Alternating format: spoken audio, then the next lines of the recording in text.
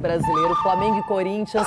O Mengão jogou muito contra o seu São Paulo, goleou aqui no Morumbi, quer embalar, quer mostrar que aquele time que começou a ser treinado pelo Renato Gaúcho não se perdeu. E o Corinthians quer o G4 e, além disso, tem que quebrar um tabu nessa partida. É mesmo. Em tempos de arena fechada pela pandemia, o aproveitamento do Corinthians como mandante desabou. Apenas 51,7% dos pontos. A equipe ganhou só 19 das 47 partidas que fez em Itaquera no período. Mas com a volta do público no início de outubro, o vento virou. Nos 5 jogos que realizou em casa desde então, venceu todos. Os números falam por si. Nosso estádio cheio é um estádio importante, um estádio que pressiona. Do outro lado da moeda, a campanha fora de casa no campeonato não é das melhores. Aproveitamento de 45,8% dos pontos, que cai ainda mais se levarmos em conta apenas as últimas 6 partidas como visitante, 3 empates e 3 derrotas.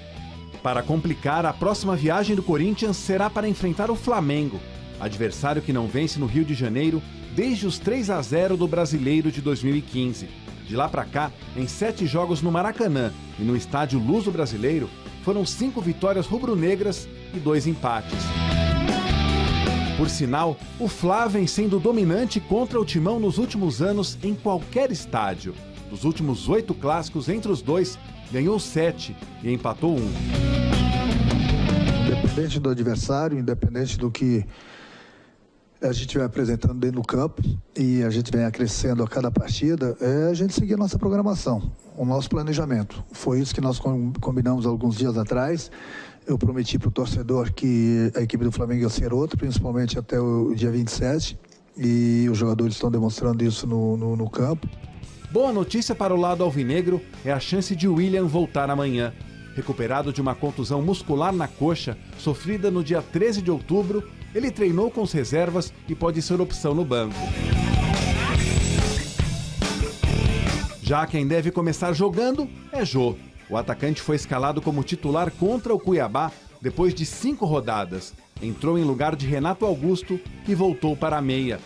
Artilheiro do time no Brasileirão com 6 gols, ao lado de Roger Guedes, Jô anda cheio de moral com Silvinho. É um atleta que nós conversando, ele entendeu perfeitamente lá atrás essa função de retenção, de oxigenar o time, de entrar só nessa última bola. Eu tô ansioso também para fazer meu primeiro gol fora de casa, não vou mentir não, a ansiedade tá grande. Então eu espero que, enquanto o Flamengo agora saia também lá, fora de casa, meu primeiro pelo Corinthians. Corinthians depende apenas de suas forças para terminar o Brasileirão no G4 e entrar direto na fase de grupos da Libertadores.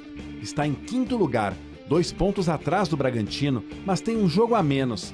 Faltam 6 partidas para o final, que não terão a presença do chileno Arauz. Depois de ter jogado apenas 4 minutos nos últimos 3 meses, teve 50% dos seus direitos negociados com o Necaxa do México. Deixa o Timão com 61 jogos disputados e apenas 1 gol marcado.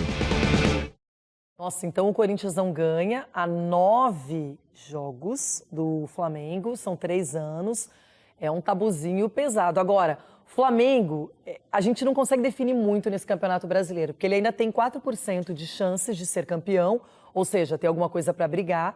O time jogou muito bem no final de semana. Eu duvido que Gabigol, Bruno Henrique, Michael não vão querer de novo fazer uma apresentação com esse nível todo. Em contrapartida, a gente vê um Corinthians que jogou muita bola, mas tomou um sufoquinho do Cuiabá, foi 3-2 o jogo. Renato Augusto foi o nome da partida. E agora o Corinthians precisa pensar em G4, já deixou um adversário pelo menos para trás, que é o Fortaleza, está em ascensão. Um jogo desse tamanho, independentemente do momento dos dois times, só para dar um exemplo, o Corinthians, quando jogou com o São Paulo, o Corinthians esperou para tentar um contra-ataque. Tomou um sufoco do São Paulo. Não jogou bem o jogo contra o São Paulo no Clássico Paulista. Talvez tenha sido o melhor jogo do São Paulo no comando do Rogério Ceni nesse clássico. Não tenha dúvida. São Paulo jogou muito bem, os meninos jogaram muito bem, lá o Lisieiro, o Igor Gomes, enfim, jogaram realmente muita bola e até deu a esperança aí pro torcedor São Paulino. Mas enfim, já é um outro momento. Então o Corinthians tem que ter uma atitude diferente, independentemente de esperar o adversário. Mas ter uma atitude diferente que teve nesse clássico contra o São Paulo.